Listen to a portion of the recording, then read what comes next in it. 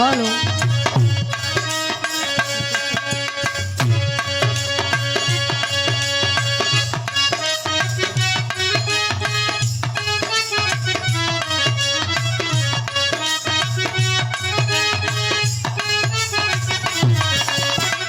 क्या बात है।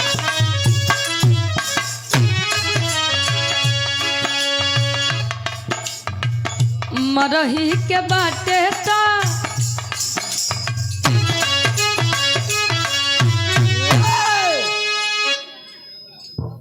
हेलो हम हेलो हेलो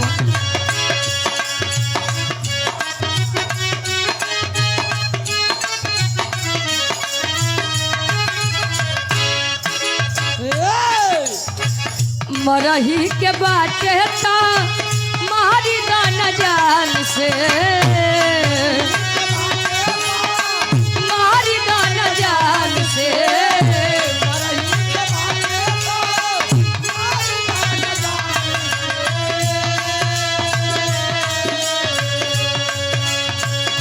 मरही के बाटे ता मारी दाना जान से काहे के मुआवेलू काहे के मुआवेलू नजरिया के बान से काहे के मुआवेलू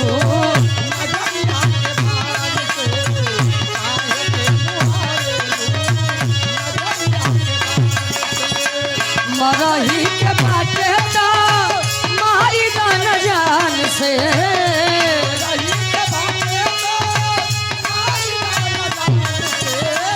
काहे के मुआवेलू काहे के मुआवेलू नजरिया के बान से काहे के मुआवेलू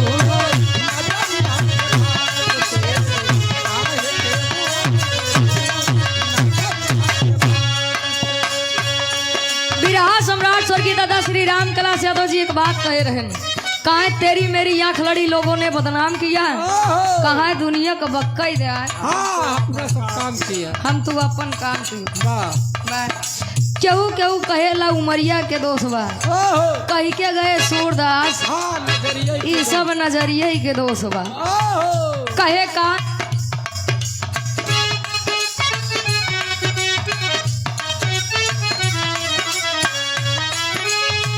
कह रविंद जारिया पिपरा के छाव में पिपरा के छाव में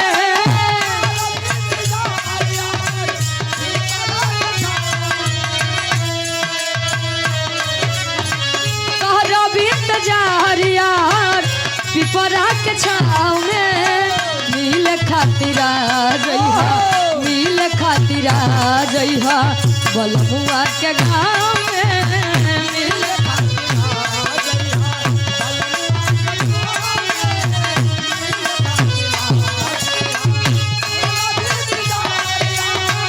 पिपरा के छाव में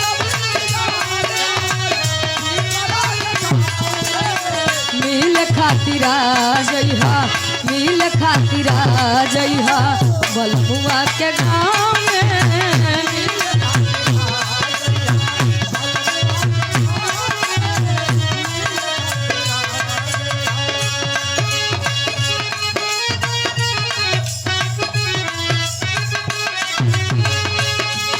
हुई आंखें नम और ये दिल मुस्कुराया हुई आंखें नम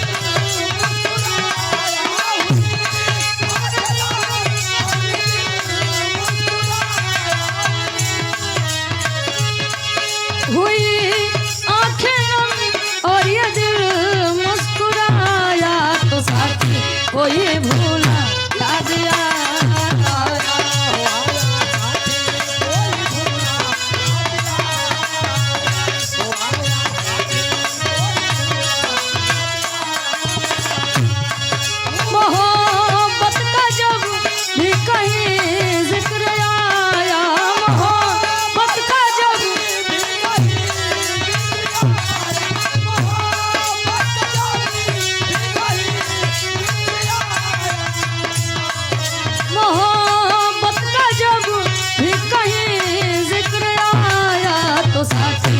कोई भूला याद आया।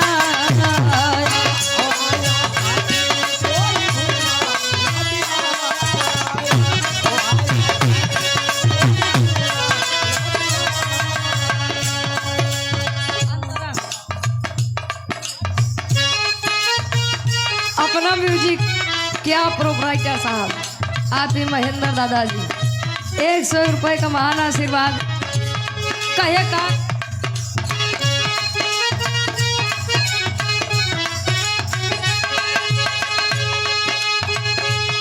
क्या यही प्यार करने का अंजाम है।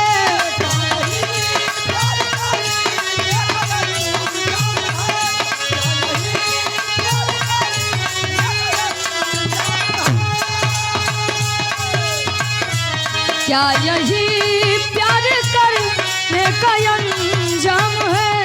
दिल लगाने का ये कैसा इनाम है। दिल लगाने का ये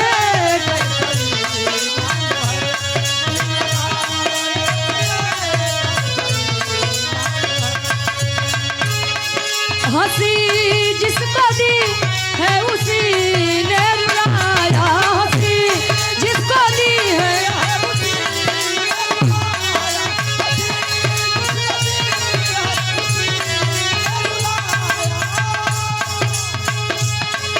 हंसी जिसको दी है उसी ने रुलाया। तो साथी कोई भूला याद आया।